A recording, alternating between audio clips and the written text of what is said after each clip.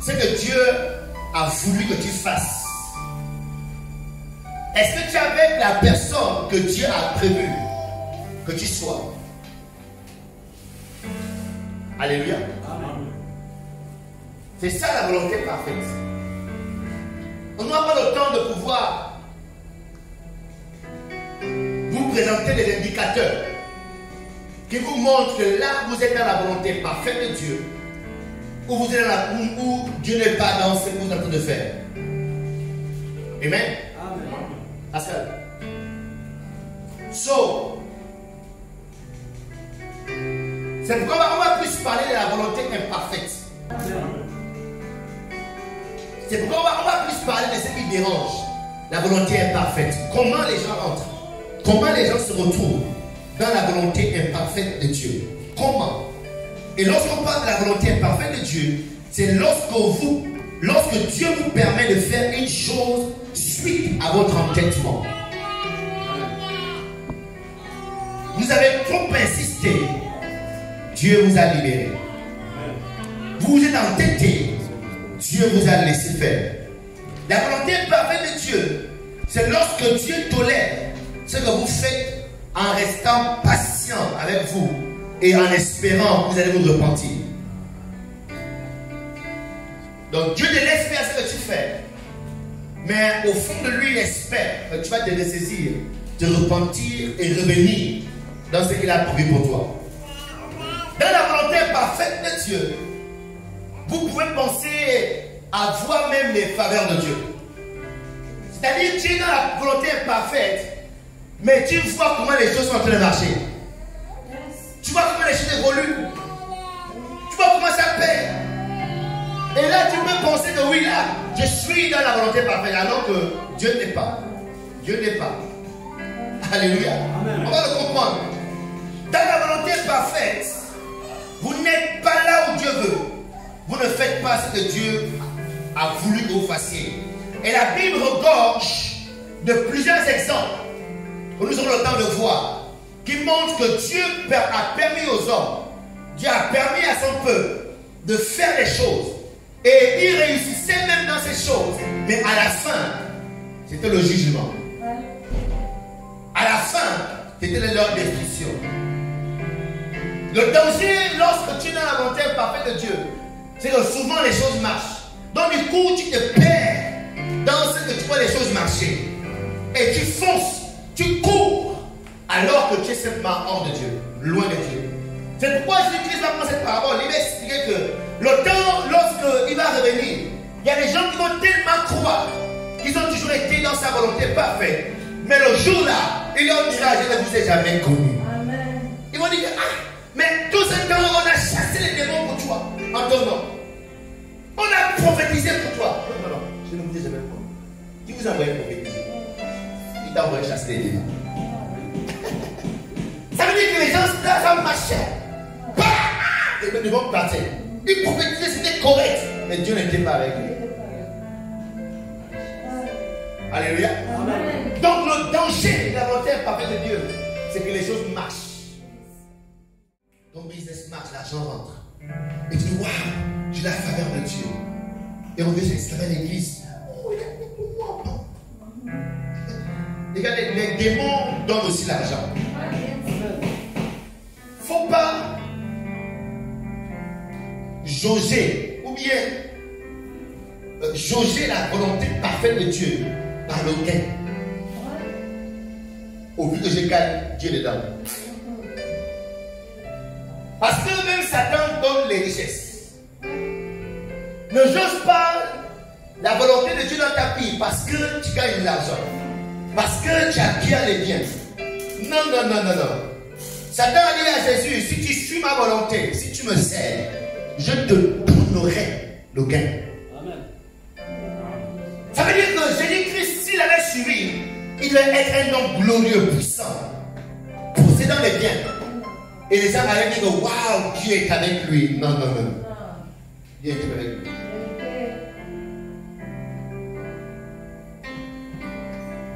1 Samuel chapitre 8.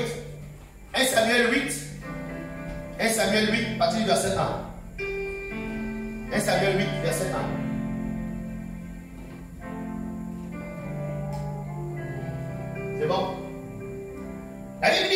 il arriva que lorsque Samuel fut vieux, il établit ses fils jugés sur Israël.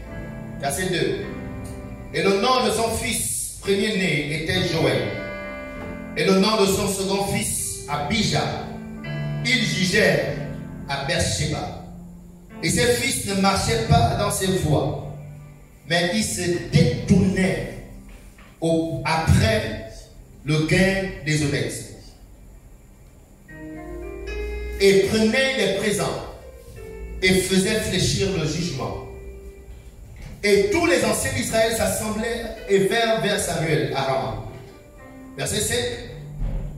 Et il lui dit, voici, tu es vieux, et tes fils ne marchent pas dans tes voies. Maintenant, établis sur nous un roi pour nous juger, comme toutes les nations. Verset 6. Et la chose fut mauvaise aux yeux de Samuel, qu'ils eussent dit, donne-nous un roi pour nous juger. Et Samuel pria l'Éternel. Et l'Éternel dit à Samuel, écoute la voix du peuple en tout ce qu'ils te disent, car ce n'est pas toi qu'ils ont rejeté, mais c'est moi qu'ils ont rejeté, afin que je ne règne pas sur eux. Alléluia. La présence d'un roi en Israël n'était pas la volonté parfaite de Dieu. Lorsque Dieu a sorti son peuple de l'Égypte, Dieu n'avait pas prévu que son peuple soit dirigé par un roi. Dieu voulait diriger son peuple lui-même en établissant ses serviteurs pour diriger le peuple.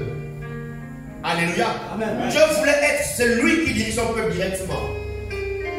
Mais le peuple est venu forcer la main à Dieu. Établis-nous un roi. Établis-nous un roi. Alléluia. Amen. Et Dieu a dit à Samuel, laisse. Donne-leur un roi. Donc la présence du roi en Israël était simplement le reflet, la marque du rejet de la volonté parfaite de Dieu du peuple. Alléluia. Amen. Il y a des choses qui sont présentes dans nos vies. Ces choses, quand tu les regardes, représentent ton rejet de la volonté parfaite de Dieu. Quand tu regardes cette chose, quand tu regardes ce travail, quand tu regardes cette relation, quand tu regardes même l'enfant que tu as, l'enfant là te rappelle que tu as rejeté la volonté parfaite de Dieu.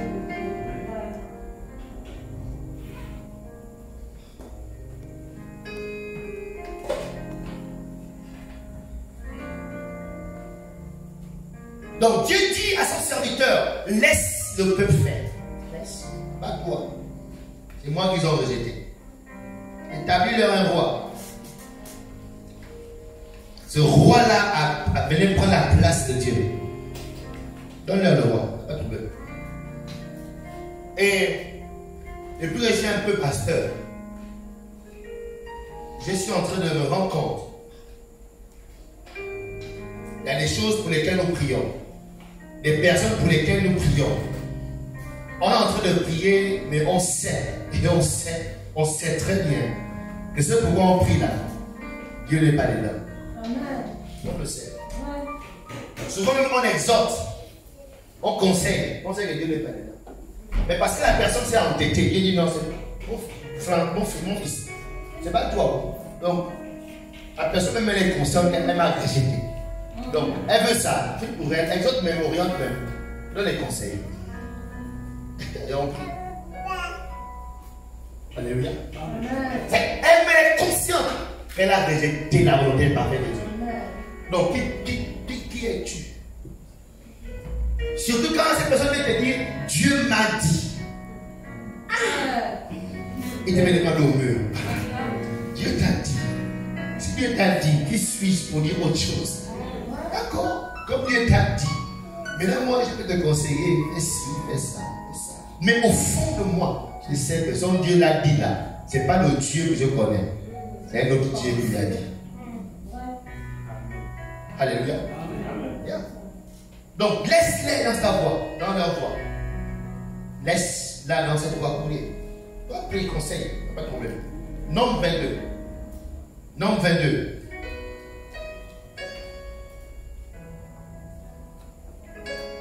verset 9. Nombre 22, verset 9. La Bible dit, donc les amis, comprenez ceci. Lorsque vous insistez, dans votre tête, vous savez que ça là, toi-même tu sais, tu es intelligent. Ça là, ça ne doit pas dire. Mais tu réussis quand même à insister.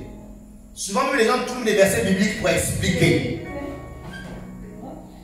Quand c'est comme ça, Dieu met devant toi même des gens pour te confirmer ce que tu as. Quand il dit de confirmer là, c'est pas que c'est Dieu. C'est Dieu qui les envoie. Bon, ils veulent ça. Bon, bah, il y avait des prophéties qui te poussent encore dans ce que tu as toi-même insisté à Dieu. Alléluia. Donc, et la volonté de Dieu, Dieu parle une seule fois. En général, Dieu parle la première fois que tu demandes. Quand tu es lucide, je vais dire ça comme ça. Quand tu es lucide et tu viens avec un cœur humble, pour vraiment savoir quelle est la volonté de Dieu, c'est là où Dieu parle. Mais quand tu viens déjà avec ta décision, j'ai décidé, mais par hypocrisie, tu dis Seigneur, quelle est ta volonté? Dieu dit, c'est ça qui est dans mon cœur, c'est ma volonté. Mais c'est quand tu viens de façon neutre et que Dieu m'apprête à suivre ce que Dieu te dira. C'est là que Dieu parle. Verset 9 dit quoi? Les enfants d'Israël partirent. C'est une histoire merveilleuse. Balaam a reçu la visite d'un groupe de personnes envoyées par un roi appelé Balak. Dès que ces personnes sont arrivées, quand Dieu arrive chez Balaam, il dit, oh, qui sont ces personnes? Qui sont ces hommes? Qui sont chez toi? Verset 10. Balaam répondit à Dieu. Il s'agit ici de Balak, fils de Zippor, le roi de Moab, les a envoyés me dire, verset 11, c'est-à-dire, Balak, le roi de Moab, a envoyé les gens pour dire aux prophètes, d'accord, qu'un peuple est sorti d'Égypte. Il couvre la surface du pays. Viens donc le maudire. Peut-être ainsi pourrais-je le combattre et le chasser. Donc le roi Balak se rend compte qu'il y a un peuple qui combat contre lui. Mais ce peuple est tellement puissant. Alors il se rend compte que dans ce peuple a sur lui, pas dans les armes, pas dans la puissance humaine, mais il y a une grâce sur leur vie. Il y a une bénédiction sur leur vie qui les amène à gagner des victoires. Il va dire au prophète, viens prophète, toi maudis-les. D'accord? C'est-à-dire maudis-les. Peut-être quand ils seront maudits, je pourrai les combattre. Le prophète va répondre ceci. Regardez, il va pour la première fois avec un cœur sincère. Verset 12.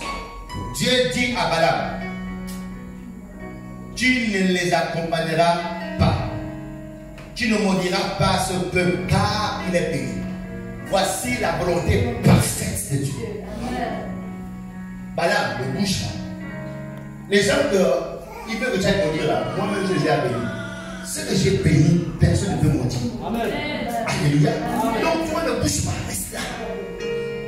Et il va retourner pour répondre. Donnez cette réponse, verset 13. Balaam se leva le lendemain. Partit et dit au chef Balak, partez dans votre pays, car l'Éternel refuse de me laisser vous accompagner. 14. Les chefs moabites se levèrent, retournèrent auprès de Balak et dirent, Balaam a refusé de venir avec nous. 15. Balak envoya de nouveau les chefs. Ils étaient plus nombreux et plus considérés que les précédents. C'est-à-dire, le président n'a pas commencé à conseiller. C'est conseiller, hein? La Damba là. Allez voir le pasteur. Le pasteur allait jouer un peu les costauds. On va dire que d'abord, il comme le chef de cabinet. Chef de cabinet, premier ministre. C'est-à-dire les costauds. Allez-y. D'accord? Il allez-y. Partez. Dites à Balaam. D'accord? Verset 16. Arrivé chez Balaam, il lui annonçait, voici ce que dit Balak, fils de Zippor. Ne te laisse donc pas empêcher de venir vers moi. C'est-à-dire, laisse-moi ton affaire de Dieu là. Ne laisse-moi, t'embrouille même pas. Viens vers moi. Verset 17. Car je te rendrai beaucoup d'honneur. Et je ferai tout ce que tu me diras. Viens donc maudire ce peuple pour moi. Ça veut dire que je double la mise. Balaam, si tu viens, je double la mise. Et l'homme lui a entendu ça. Waouh! Et non, on est la première fois, je n'ai pas bien prié. J'ai encore bien cherché la volonté de Dieu. Verset 18, Balaam répondit au serviteur de Balak. Même si Balak me donnait sa maison pleine d'argent, c'est un menteur, il ment. Même s'il me donne tout rempli d'argent, je ne pourrais absolument rien faire qui enfreigne l'ordre de l'Éternel mon Dieu. Ça, ce sont des gens qui mentent spirituellement. Alléluia. Je te dis la vérité. Ils font le bruit spirituel comme moi. Mais je suis fils de l'Éternel. Je suis un fils de Dieu. Je ne peux pas. Mima. Alors que. Regardez ce qui se passe par alors que. Verset suivant. Verset 19. Mais maintenant, restez donc ici. Voilà, qu'est-ce qui se passe? Tu as dit quoi? Bon. Il y a rien qui aura comment il se fait là, moi, Dieu m'a déjà parlé. Mais quand même, attendez d'abord, j'en reviens de la Dieu. Ne bougez pas. Je vais bien prier encore. Maintenant, je vous prie, rester ici cette nuit. Je saurai ce que l'Éternel me dira encore. Balak, Dieu ne parle jamais deux fois. Dieu n'est pas de l'homme. Dieu ne change pas sa bouche. Dieu n'est pas un homme pour se tromper. Dieu n'est pas un homme pour se repentir. Il parle une seule fois. C'est quoi cette affaire? Tu vas demander à Dieu s'il a bien parlé. Est-ce que Dieu va faire là-dessus la première fois? Ou bien est-ce qu'il va tromper? Non, Balak. Dieu, quand il parle, ses paroles sont oui et amen. Il n'est pas là pour parler 2-3 fois.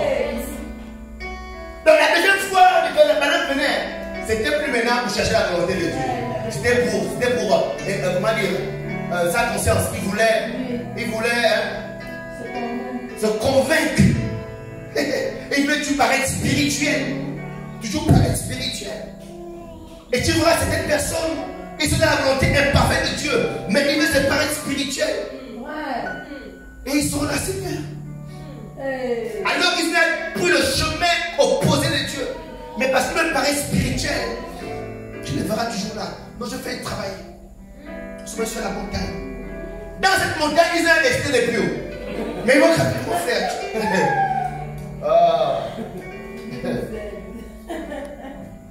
Balaam, Dieu ne parle pas 2 fois. Dieu parle une seule fois. Dès qu'il est revenu vers Dieu.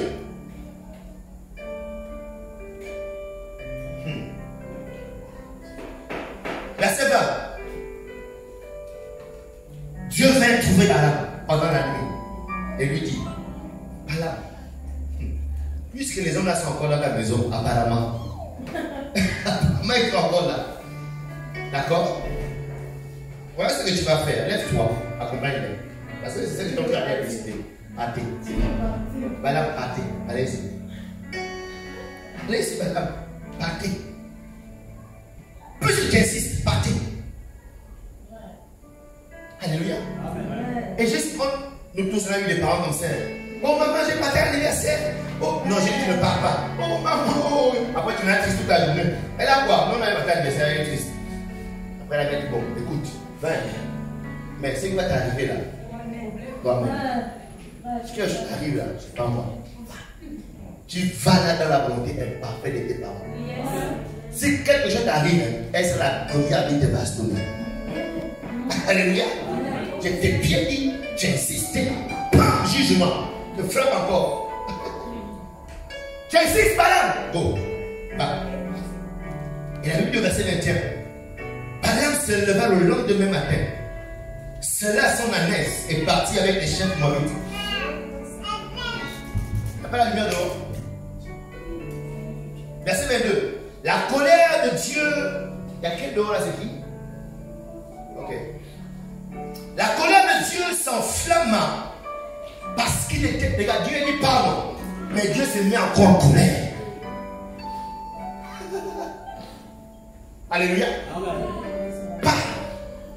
Quand il lui parle, Dieu espère que là se répande. Et on a des parents comme ça, là, tu insistes. Ok, Dieu va bon, va.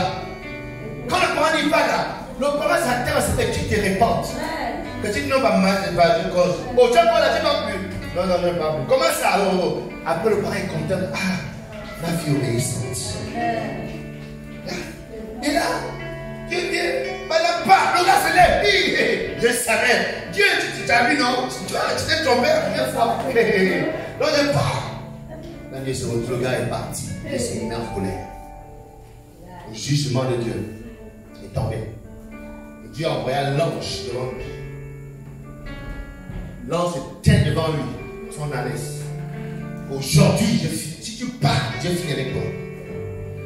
Heureusement, Dieu l'a même aidé, ouvert les yeux de l'ânesse. Comme mon gars, tu insistes de partir, là, il y a quelque chose, il y a un jugement devant toi. Ne fonce pas là. Mais allez, avance. Mais avance. Dieu est obligé d'ouvrir la bouche par sa miséricorde. Devant là, il y a un jugement. Et il y a des gens qui foncent dans la volonté parfaite de Dieu et rencontrent le jugement de Dieu.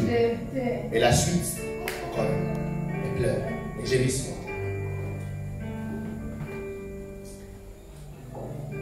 Donc la volonté permissive de Dieu vous conduit souvent dans le jugement de Dieu. Bien que tout te montre que ça marche, tout semble marcher autour de toi, tout semble évoluer, tu sembles avoir le succès, mais tu es dans le jugement de Dieu. Ce n'est qu'une question de temps. Une question de temps. Alléluia, une question de temps. Il y a des gens qui ont forcé les mariages. Forcé les mariages, forcé. Dieu, il va se convertir. Dieu. Ah bon, ok, va. Et c'est extraordinaire, c'est qu'après même la personne qui se convertit, même si la personne se convertit, les amis, tu es dans la volonté imparfaite de Dieu. Amen.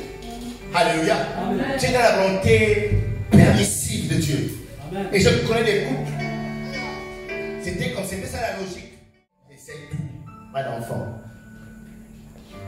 Dieu, permissif de Dieu, Dieu est miséricordieux. Il va vous racheter, mais le jugement là de votre désobéissance, vous allez voir ça. Donc, ils ont passé pas d'enfant. Alléluia.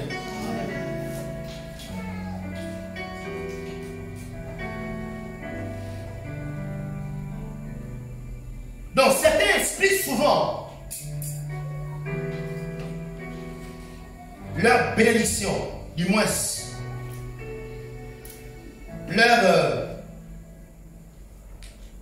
leur foi, explique souvent leur position du fait que les choses marchent. La Bible est pourtant claire. Si tu es un chrétien, regardez ça, la Bible est la volonté parfaite de Dieu. Alléluia. Et elle te dit, un chrétien ne se lie pas avec un inconverti. Mais il te faut qu'elle ait une révélation. Ou bien, non, est-ce qu'elle en a besoin de cliquer? Il faut avoir quelle révélation? C'est ce que la Bible dit. Bon, mais là, quand tu y vas quand même, tu te maries, ping-pong.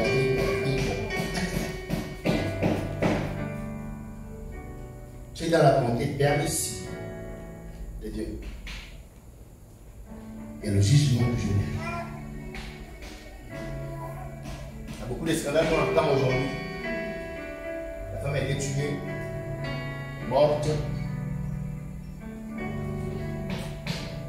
Mais la majorité des divorces qu'on entend, quand vous fouillez bien, au départ, Dieu n'était pas dedans. Amen. Alléluia. Amen. Yes. Parce qu'on a insisté, il doit se convertir. Le mariage n'est pas un champ d'évangélisation. N'est pas un champ d'évangélisation. Dieu n'a pas donné ton corps pour convertir les gens. Dieu n'a pas donné ta sagesse pour convertir les âmes. C'est le Saint-Esprit qui convertit. Donc le titre de mon Seigneur, il va se convertir. Tu as quel pouvoir d'amener quelqu'un à la conversion? Même si tu as le corps comme toi, ton corps n'a pas été donné pour convertir les gens. C'est le Saint-Esprit qui convainc de péché, de justice et de jugement. Je dirai, ok, alléluia. Pasteur Alain, elle vient pour mariage à Marie. Il ne faut pas que je les marie. Pour lui, soit avec un conseil pour eux. Mais ils m'ont déjà reçu. Ils ont un régime à compter parfait. Donc, moi, après, quand tu auras pris pour eux, on fait. On fait. Parce qu'on obéit à Dieu. On fait, on te conseille, on organise, on prie, on chante, oh alléluia. Et on prie au nom de Jésus, on bénit ce mariage. Les amis, ce que Dieu a maudit, elle passe, ne peut pas bénir. De même, ce que Dieu a béni, elle ne peut pas maudire. Alléluia. Amen. Si toi, tu as attiré la malédiction de Dieu dans ta vie, le pasteur ne peut pas. Peut-être si c'est notre homme qui t'a maudit, oui, mais si c'est Dieu, pas ta désobéissance, pas ta rébellion à Dieu. Donc, par ton insistance, tu es en train de démontrer à Dieu que lorsqu'il a posé cette restriction dans la Bible, Dieu s'est trompé. Dieu n'a pas compris que si on prend un incroyant, un inconverti, étant dans la maison, on peut l'enseigner à la parole de Dieu. Dieu n'a pas compris ça, c'est aussi Dieu. Quand on explique à Dieu que non, dans la chambre, là maintenant il est bien docile, on pourrait bien enseigner et puis il sera bien converti. C'est ça que j'explique à Dieu. C'est ça que j'explique à Dieu. Alléluia. Amen. Ne soyons pas plus sages que Dieu, les amis. Parce qu'après, ce sont les pleurs. Après, ce sont des vies gâchées. Ce sont des destinées gâchées.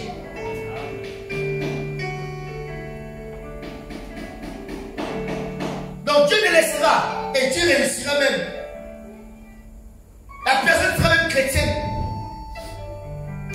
Mais tu vas voir la coupe de cette désobéissance. D'une manière ou d'une autre. On voit toujours la coupe de cette désobéissance. On voit toujours.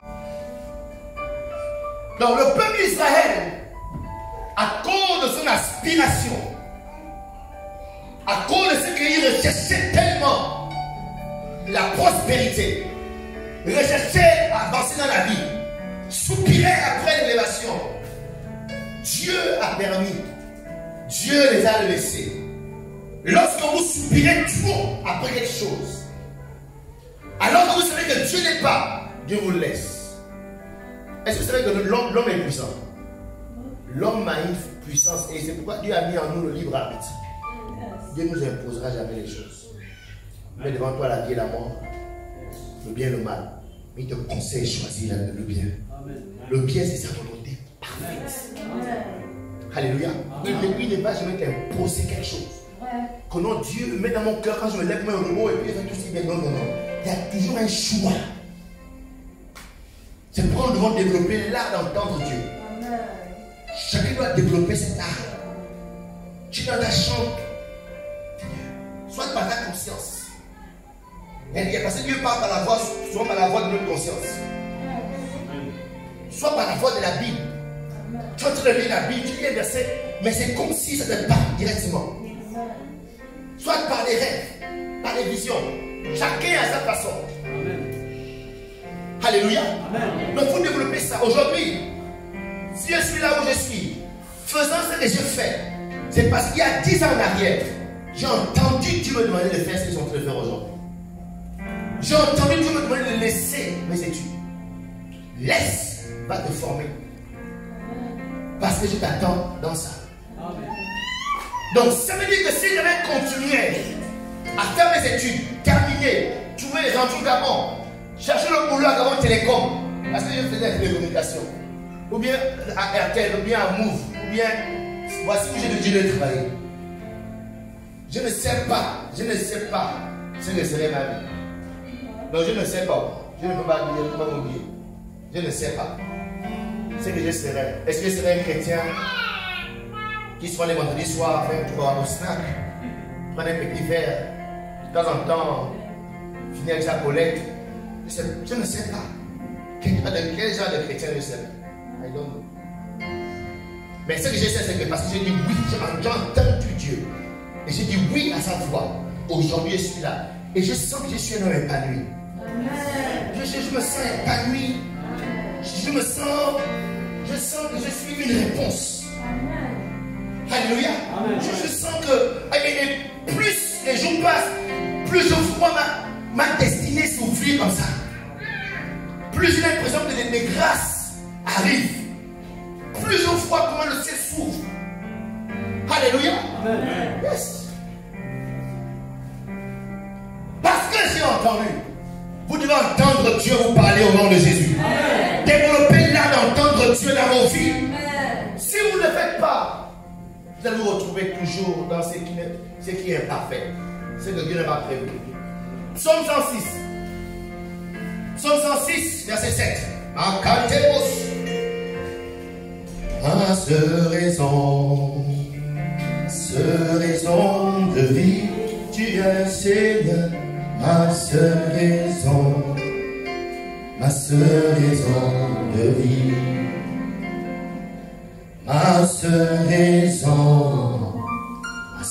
raison de vie, tu es Seigneur, ma seule raison de vie, ma seule raison,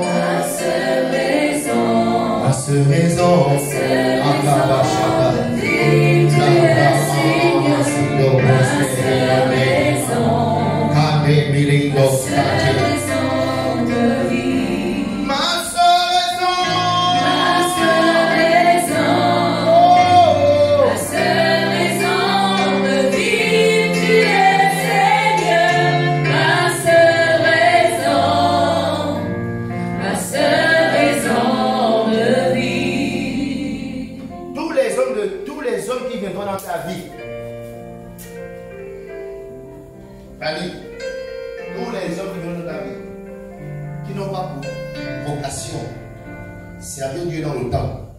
Mais l'homme pour toi, c'est l'homme du temple. L'homme de Dieu pour toi, le mari, l'homme qui doit t'épouser, et te faire des enfants, c'est l'homme du temple. Recherche dans tous ceux qui t'entourent, tous les hommes qui t'entourent, l'homme du temple, qui a le cœur du temple.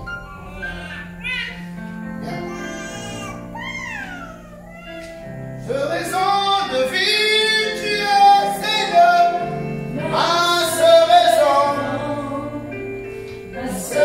raison de vie. Oh, ma seule raison de vie,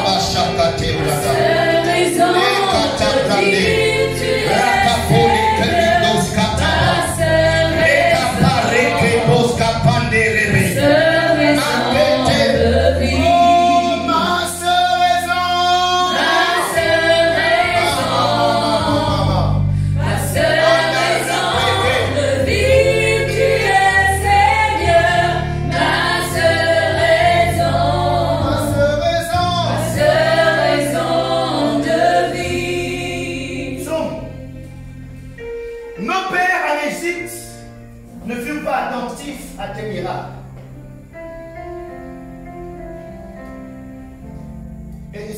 commence par A-L.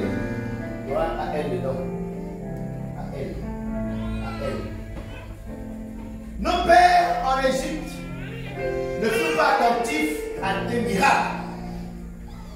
Ils ne se rappelèrent pas la multitude de tes grâces. Ils furent rebelles de son nom pour faire connaître sa puissance. Il a menacé la mer des roseaux. Et elle s'est desséchée. Mandara que moscata brande blisco mahante loscante mikanto bendesketo galenda raba. Tu dois mourir normalement par assassinat. Comment tu l'appelles encore? Par assassinat. Assassinat dans une agression. Bagarre.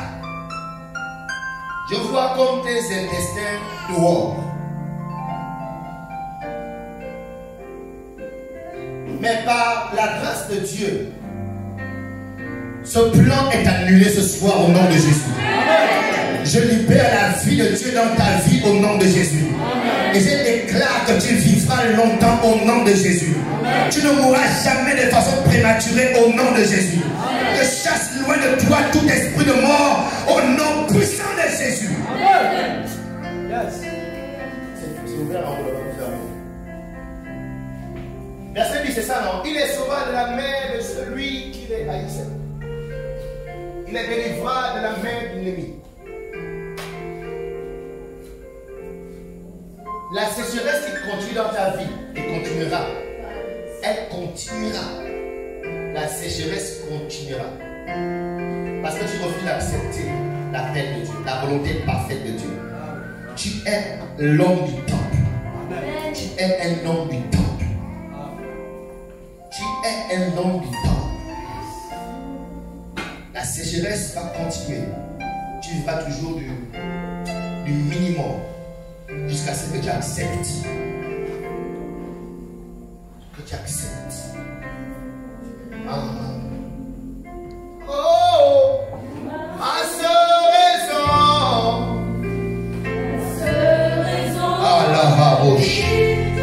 Oh, notre Dieu est parmi nous ce soir. La présence est parmi nous ce soir. Oui, ma seule raison.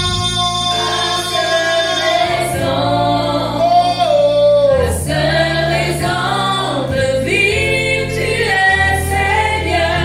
Ma seule raison. La seule raison de vivre. Il les a sauvés de celui qui les détestait. Il les a rachetés du pouvoir de l'ennemi. Verset 11.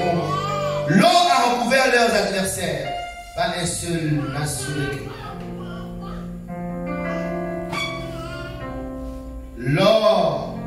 Alors ils ont cru à ses paroles. Ils ont chanté ses louanges. Mais bien vite, ils ont oublié ce qu'il avait fait. Ils n'ont pas attendu la réalisation de ses plans. Ils n'ont pas attendu la réalisation de ses plans. Ils n'ont pas attendu la réalisation de ses plans. Ils ont été saisis de convoitise dans le désert. Ils ont provoqué Dieu dans les lieux arides. Il leur a accordé ce qu'ils demandaient. Puis il a envoyé le dépérissement dans leur corps. Donc il accepte ce qu'il demande. Ensuite il envoie le dépérissement. Il accepte ce qu'ils ont demandé par insistance. À cause de leur convoitise, puis le jugement, le dépérissement. Lorsque vous avez une ambition trop forte pour les choses de ce monde, c'est que vous allez sombrer dans ce qu'on appelle la convoitise. À tout prix, il faut que j'ai ce travail. À tout prix, il faut que j'ai cette maison. À tout prix, il faut que j'ai cette chose. À tout prix, il faut que j'ai cette chose. C'est que tu as sombré dans la convoitise. Tu ajoutes le jeu. Seigneur, il faut ça. Seigneur, ta parole dit. Je te regarde. Mais qu'est-ce qu'il est en train de faire? Je n'attends pas là-bas. C'est pas le moment, c'est pas le temps. Puis je te laisse. Je te laisse. Aujourd'hui, les églises, l'église des années 2000, on retrouve plus, du moins l'église de cette génération est beaucoup plus prospère que la génération passée. Alléluia. Avant, il y avait beaucoup de pauvres dans les églises. Aujourd'hui, on retrouve des gens très socialement stables, des gens prospères, riches, qui ont des entreprises, des gens qui ont des avions. Ils sont des chrétiens dans les églises. Alléluia. Aujourd'hui, l'enseignement dans les églises est arrivé au top. Tous les sujets sont enseignés. Il y a des enseignants talentueux qui décortiquent, expliquent les versets. Dans l'église ancienne, là on sort, on te lit un verset et on prie. Alléluia. Mais curieusement, c'est dans cette église prospère d'aujourd'hui, dans cette église où la connaissance est élevée, qu'on retrouve plus de divorces, qu'on retrouve retrouve plus de personnes malades, quand on retrouve l'homosexualité, quand on retrouve l'immoralité en plein, malgré que l'église a atteint cette dimension. Ça veut dire que les gens ont poursuivi leur ambition. À tout prix, les gens ont cherché la prospérité. À tout prix, les gens ont cherché les biens de ce monde. À tout prix, les gens ont cherché les maisons. Dieu les a livrés. Et par la suite, on voit les églises. Les gens sont moins spirituels, moins dépendants de Dieu. Les gens considèrent moins les choses de Dieu. On vient à l'église, on donne des grosses dîmes, des offrandes. Mais spirituellement, on est à l'ouest. Spirituellement, on est sec. Spirituellement, on manque de profondeur. Pourquoi? Parce que nos cœurs, nos vies recherchent ce monde. Alors, qu'est-ce que Dieu fait? Dieu nous laisse dans nos ambitions. Amen. Il nous laisse dans nos ambitions. Amen. Écoutez, on ne prêche pas contre la prospérité. Parce que la prospérité vient de Dieu. Amen. Mais tu dois prospérer dans le temps et l'espace que Dieu a prévu pour toi. Amen. Ne prospère pas avant le temps de Dieu. Ne prospère pas avant le moment de Dieu. Alléluia. Tu dois connaître le temps et l'espace où Dieu a promis que tu rentres dans la prospérité. Alléluia. Parce que ta prospérité doit d'abord le glorifier lui. Non pas te glorifier toi. Non pas glorifier ta foi. Non pas glorifier ton christianisme. Donc oui, je suis enfant de Dieu. Non. Parce que l'honneur doit lui revenir à lui seul. Amen. Je ne vois pas de vous l'envie. Tu vois cette voiture, quand tu vois une grande Rover, derrière c'est écrit Jésus. Je me dis, après que je vois la personne d'une jeune fille, waouh, gloire à Dieu. Après, je me pose la question, comment est sa vie spirituelle? Gloire à Dieu, les Range Rover, prospère, waouh, blesse. Mais comment est sa vie spirituelle? Je me pose la question. Mais quand même, j'acclame Dieu vraiment pour son prospérité. Mais comment est sa vie spirituelle? Oui, tu t'es mis avec cette personne. Oui, tu es rentré en relation avec cet homme. Oui, vous allez vous marier. Mais comment? Ton vieux toi, il est comment? Ta vie spirituelle, elle est comment? Elle est comment? Elle est comment? Lorsque tu as pu les satisfaire tes ambitions, tu as pu les satisfaire tes parents, tu as pu les satisfaire ton quartier, nous sommes savoir que oui, oh, elle est mariée maintenant, waouh! Et elle aussi, quand tu as fini de les satisfaire, dans ta chambre, quand tu te mets à genoux devant Dieu, comment tu es? Comment tu te sens? Est-ce que tu as la même gloire? Tu as la même excitation que tu as dehors? Ou bien tu ne sais pas quoi dire, tu es juste là? Parce que spirituellement, tu es déprimé quoi? Quel mot il y a de là? Il les a quoi? Il a envoyé le dépérissement. Il y a des gens qui ont dépéri spirituellement à cause de la poursuite de leurs ambitions. Amen. Comment ce séminaire? Parce que quand on est dans notre église, c'est dans notre église, j'allais essayer de caresser un peu les gens. Mais votre salut, Dieu va me demander le décompte. D'accord? Je vous dis des choses clairement. Encore dehors, si on m'invite dehors, tu peux chercher. Quand tu fais quoi? Tu cherches un verset pour exciter un peu. Non. On sait blaguer, on sait vous blaser. Surtout qu'on sait qu'on a. De toute façon, tout à l'heure, Dieu donne les enveloppes. Hier même, j'ai eu peur de les enveloppes parce qu'on a fait un message bizarrement. Quand il fait les enveloppes, Jésus sur les enveloppes. C'est compliqué. Alléluia. J'ai profité de les enveloppes. Bon, pas de donne. Ceux qui viennent prendre les enveloppes, fais une pause. Alléluia. On a eu 4 jours de séminaire. Tu veux faire une semence. D'accord? Je n'ai jamais reçu de semence dans cette église. Parce que je prêche. Mais la Bible est claire. Galates 6, rapidement. C'est une parenthèse. Parce que peut-être à la fin du but, on va se terminer bizarrement. Moi, je vais déjà finir avec ça. Galates 6. Galates 6, quoi. Rapidement, mon frère. Galates dit quoi? Que celui à qui l'on enseigne la parole fasse part de tous les biens à à celui qui l'enseigne. Vous comprenez ça, ça veut dire? Amen. Ça veut dire quoi? Ça veut dire que l'enseignant doit être gratifié de son... Gratifié, c'est un gros mot français, la chose. Il doit être récompensé. Récompensé de tous vos biens. Donc ça veut dire que même ta perruque, je dois juste mettre ta perruque. La perruque, je sens bien. Je dois tout même juste ta perruque. Alléluia. Donc, semence dimanche. Quand on donne semence, c'est pas que non, tu donnes 500, tu viens donner. Non, bon, 500 pas une semence pour toi. Alléluia. Une semence, quelque chose de bon. Que le temps ne passe pas au bout de l'enveloppe, il aura mis de prier en l'homme. Alléluia. Moi je nomme l'argent. Donc librement, si quelqu'un veut faire une semence, viens chercher. Je n'impose personne, celui qui veut. Que Dieu te bénisse. Que Dieu te bénisse alors que tu crois en cet homme que je suis. Que Dieu te bénisse. Que Dieu te visite, qu'il te bénisse. Que Dieu te bénisse. Rapidement, on va continuer le message. God bless you.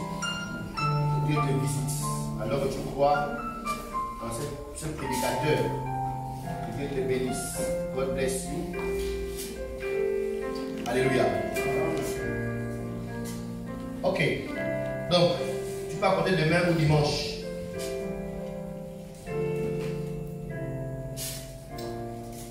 Ok. Et il y a des chrétiens dimanche matin.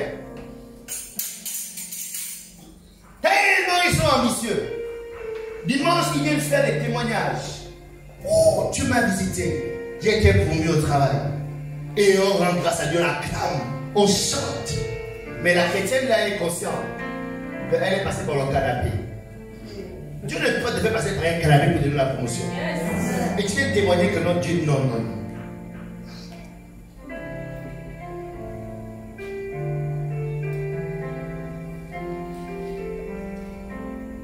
Donc dès que vous forcez la main de Dieu, comprenez-le.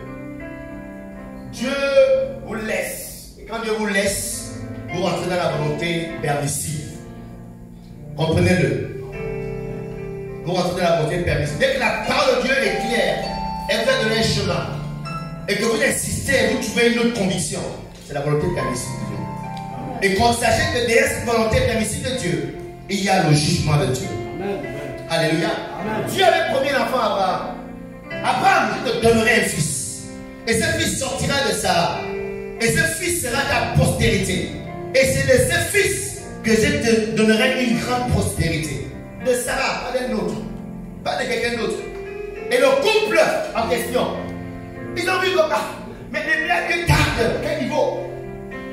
Abraham vient d'abord. Sarah, Abraham vient de ça. On va aider Dieu. Comme il est occupé là-bas, on va essayer de l'aider. Donc tu vas trouver la servante. Va trouver Agar. Faites un enfant. Dieu a promis non. On va l'aider, laisse m'occuper. Va, trouve-le. On le trouve en Genèse chapitre 6, 16, verset 1. On va pas le lire. Et on voit que de cette haine de l'homme à Dieu est sorti un enfant qu'on appelle Ismaël.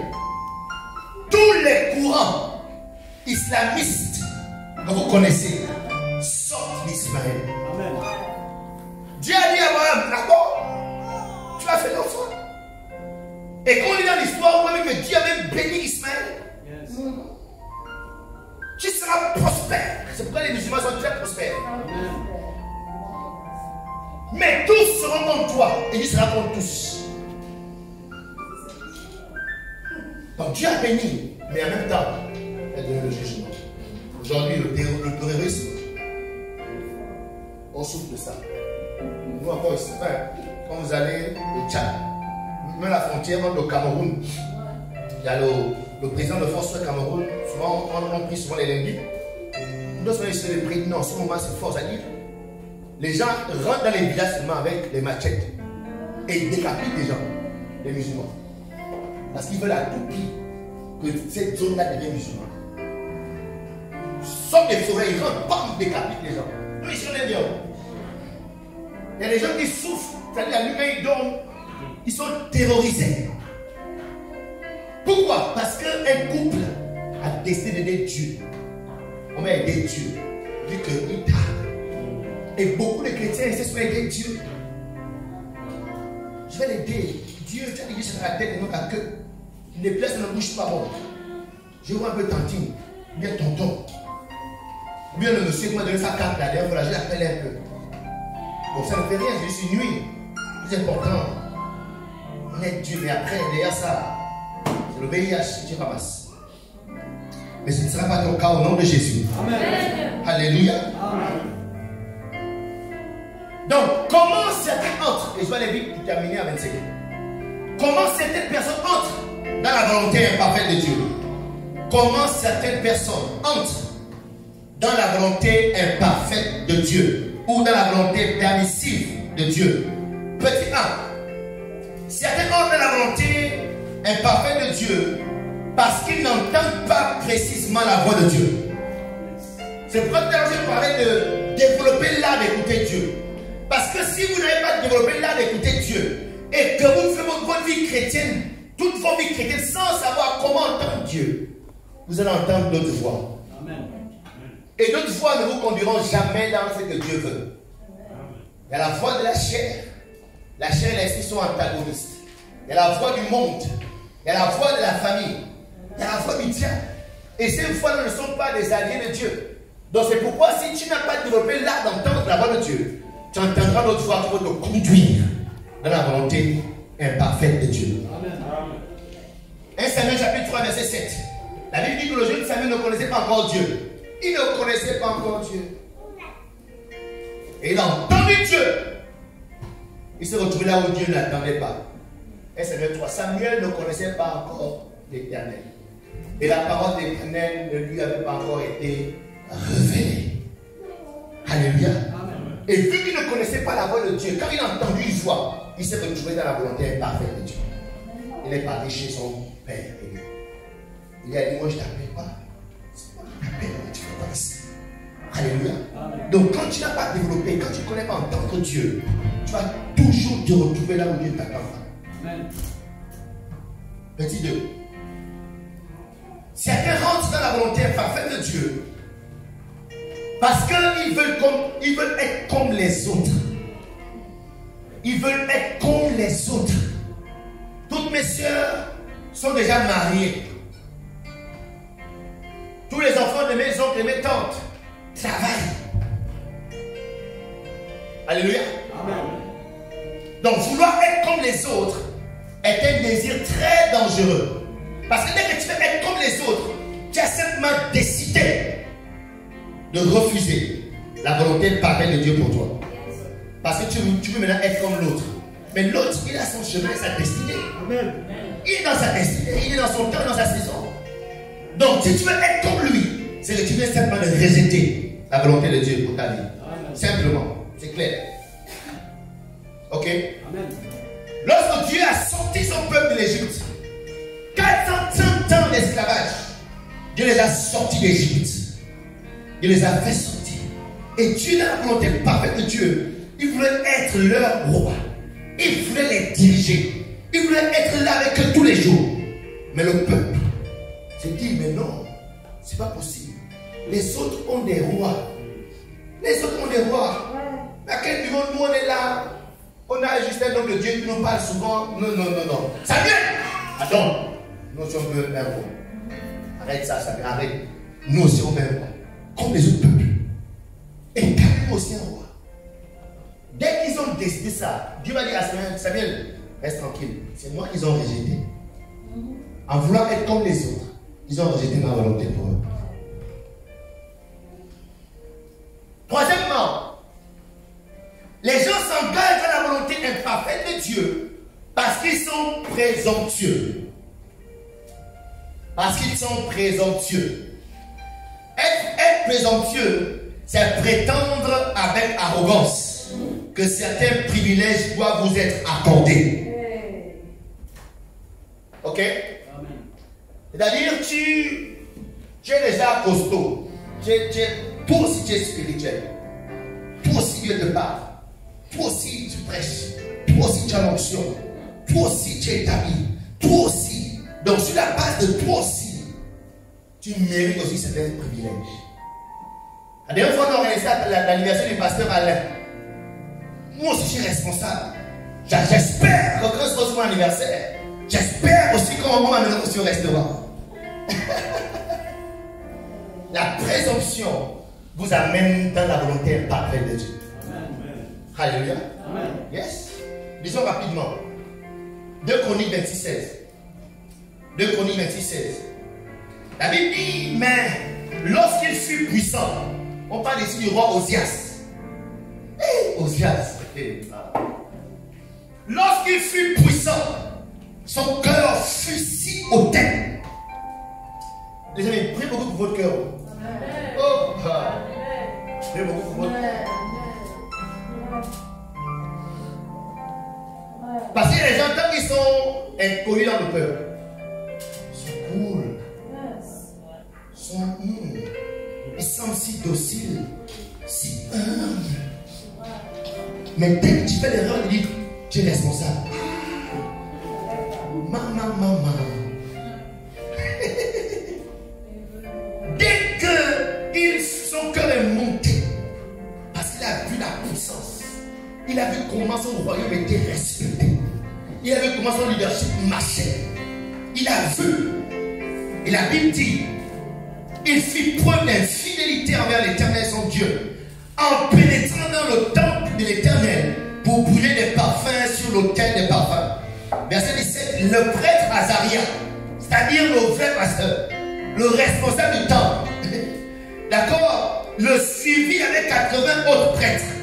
Et l'Éternel, des hommes courageux, verset 18, ils s'opposèrent au roi Osias et lui dirent, tu n'as pas le droit, Osias, tu n'as pas le droit d'offrir des parfums à l'Éternel. Ça, c'est pas ton rôle. Toi, tu es le roi, reste à au palais. Pour ce qui concerne le temple là, c'est réservé à 2 personnes. Cet endroit appartient aux prêtres, aux descendants d'Aaron. Sors du sanctuaire, car tu commets un acte d'infidélité, et cela ne tournera pas à ton honneur devant l'Éternel Dieu. Verset 19, le tout-puissant Osias. La colère s'empara d'Osias, qui tenait déjà un ascensoir. Il avait un micro pour prêcher. Tenait déjà un ascensoir. Et comme il s'irritait, il se fâchait. Quand nous avons pleuré, jusqu'à le roi d'Israël, je mérite quand même de venir ici et de faire des choses.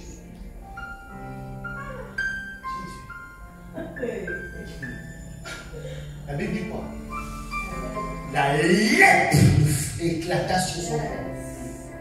Ça dit que les gens de la veuve, regardez. Pendant qu'il était, l'orgueil montait. Vous savez, avec l'orgueil, on parlait. Je suis le roi. Je peux faire ce que je veux. Donc, quand il s'irritait, la lèpre frappait. Il s'est retrouvé dans la volonté permissive de Dieu, imparfait. Dieu ne t'attend pas au temple, Dieu t'attend au palais. Quand tu viens là, et tu viens demander, réclamer aussi le droit d'aussi offrir des parfums à Dieu. Non. Bam, la lèpre ne frappa.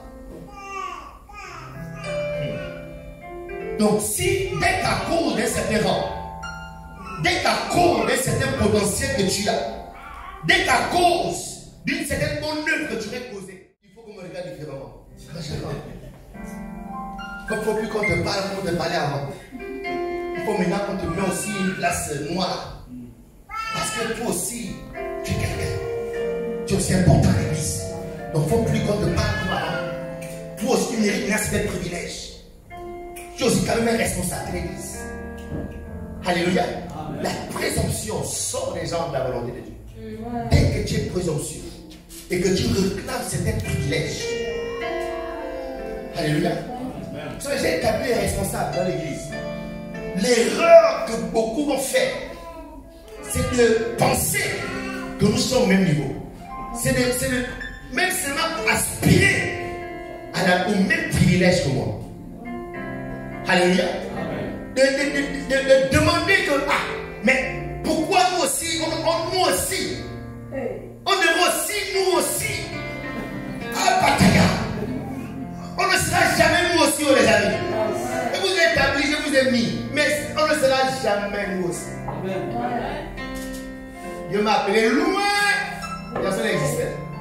Donc, entre lui et moi, là, c'est compliqué. Donc, ne viens pas réclamer ces privilèges. Sinon, tu vas te retrouver dans la volonté permissive. Et la Bible dit que la lèpre le frappa. La lèpre.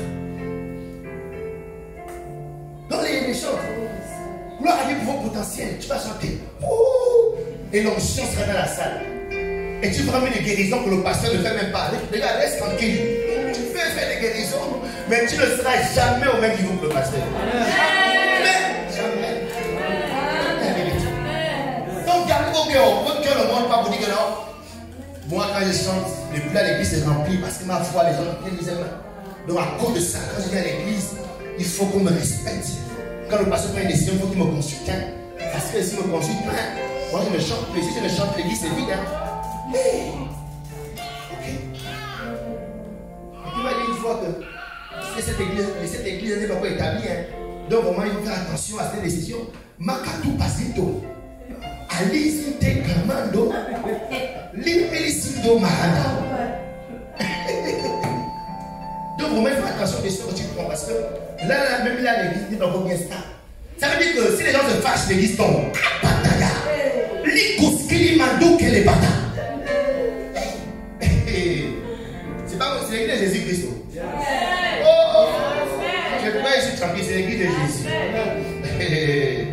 Et c'est lui qui bâtit son église. Je bâtirai mon église. Et les portes de l'enfer ne vont pas pouvoir la contre elle.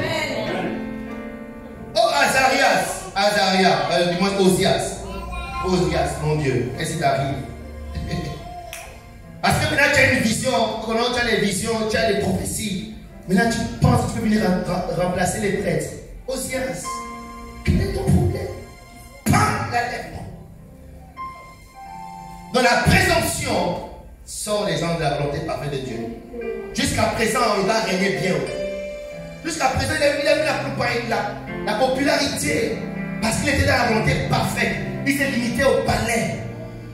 Si tu es chante, limite-toi au chant trop. Si tu es lévite, limite-toi là-bas. Il ne faut pas dépasser les bornes. Quand maintenant, vu comme je chante au comité, on dit que l'église dans le leadership, je ne comprends plus bien.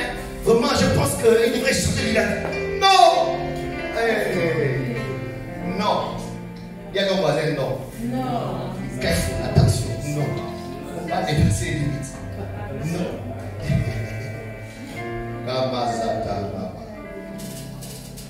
Ah, merci Jésus. Wow. Les gens s'engagent dans la volonté parfaite de Dieu en raison de leur impatience. On est impatient, on s'engage. 5.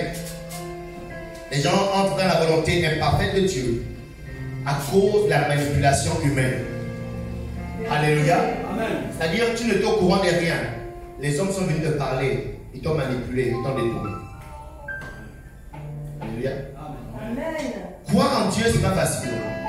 Suivre Dieu, c'est pas facile. Marcher avec Dieu, c'est pas facile. Donc dans cette marche de la foi, les hommes vont arriver pour te manipuler. Pour dire, ah la soeur, je te dis depuis plein. Depuis là, tu dis, quel niveau? Tu sais, la vie là, Dieu est partout. Hein.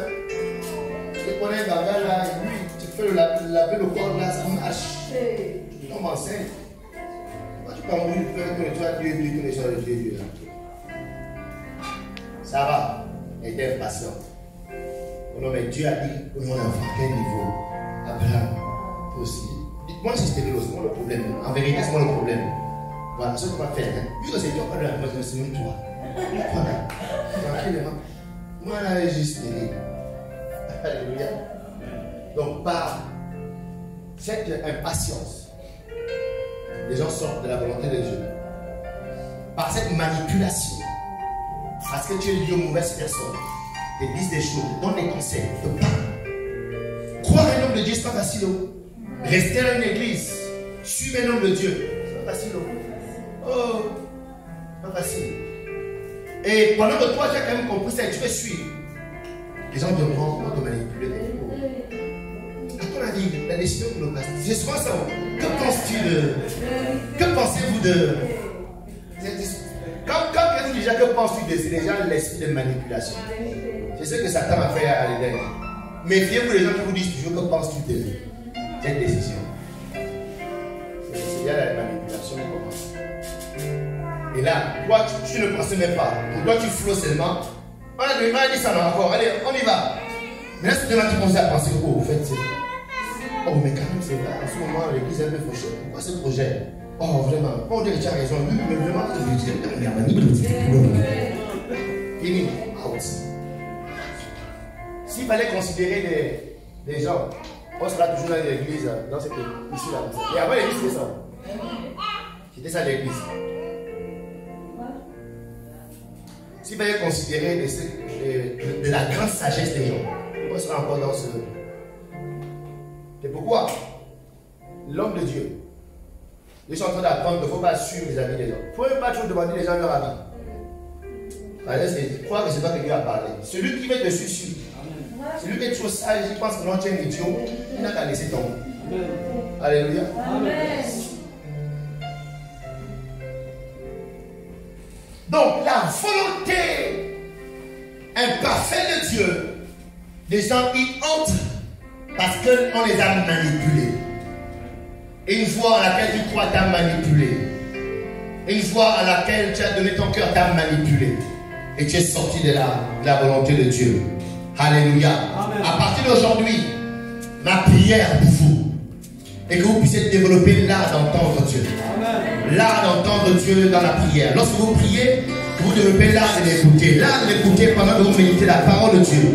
L'art de l'écouter lorsque son serviteur est en train de parler. L'art de l'écouter lorsque vous êtes en train de dormir, il se révèle à vous au nom puissant de Jésus-Christ de Nazareth. Est-ce que tu peux te mettre debout et acclamer notre Dieu pour cette parole ce soir? Acclame ton Dieu pour cette parole ce soir. D'accord? Parce qu'ils n'entendent pas précisément la voix de Dieu. En petit 2, parce qu'ils veulent être comme les autres. C'est pourquoi les gens entrent dans la volonté permissive de Dieu. Petit 3, parce que les gens sont présomptueux. La présomption va te détourner de la voix de Dieu. Le fait de vouloir réclamer certains privilèges va t'amener à rentrer dans la volonté imparfaite de Dieu. Les gens rentrent dans la volonté imparfaite de Dieu parce que ces personnes sont impatientes. Ils sont impatients. Dieu tarde trop, Dieu dure trop. Alors on a été Dieu. Les gens rentrent dans la volonté permissive de Dieu parce que ces personnes ont été manipulées par leur entourage, manipulées par leurs amis, manipulés par leurs frères. Est-ce que tu peux prier ce soir? Demande à Dieu de te donner la grâce de ne pas sombrer dans ces choses. Au nom puissant de Jésus, que tout ce qui amène les enfants de Dieu à toi-même, tu es l'eau de la vie, l'intarissable torrent. Approuve-moi de ton amour et de ton esprit.